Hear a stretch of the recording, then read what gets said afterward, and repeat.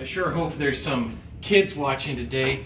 My name is Reverend Dave, and I'm one of the new ministers at Shaughnessy Heights United Church.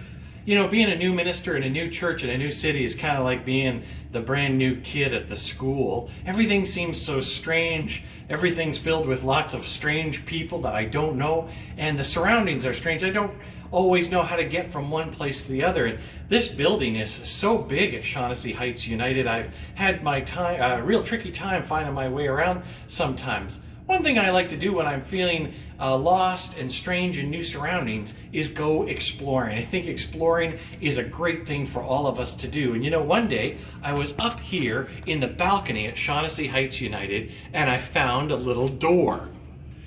It's this door right here, and look, it's just up to my hips. It's a very low door. I thought, that's a strange door. It has a vent in it, so I thought maybe there was a furnace or a fan behind it.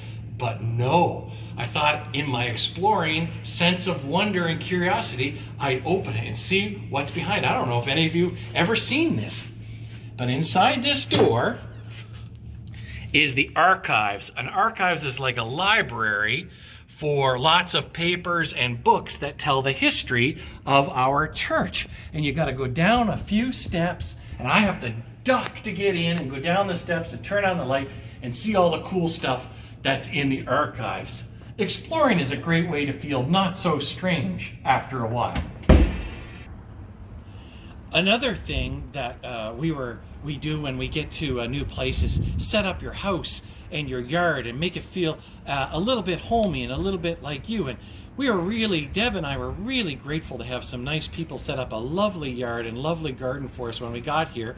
And then we went shopping for a few plants that we might like ourselves. The one plant that I saw is this one. It's very strange. It's called a plumbago, and it sort of looks like a tree. Other times it can look like a big bush.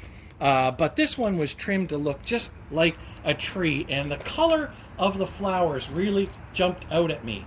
And so I thought, I'm going to buy that plumbago, I'd never seen one before, and put it in my yard and see if it makes me feel a little more like this is my spot as well. And so every day I come out and look at it, it reminds me of this plumbago to be filled with wonder and curiosity about the world as I explore these strange new surroundings.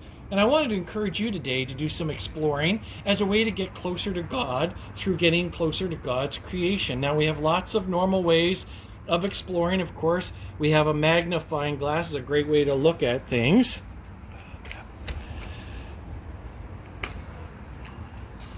But also, I know at camp and sometimes at school, we're encouraged to look through a toilet paper roll so that you see what you're looking at just in the circle, and the life that you're looking at is inside that circle. Today, I thought of a new one. That is a cookie cutter.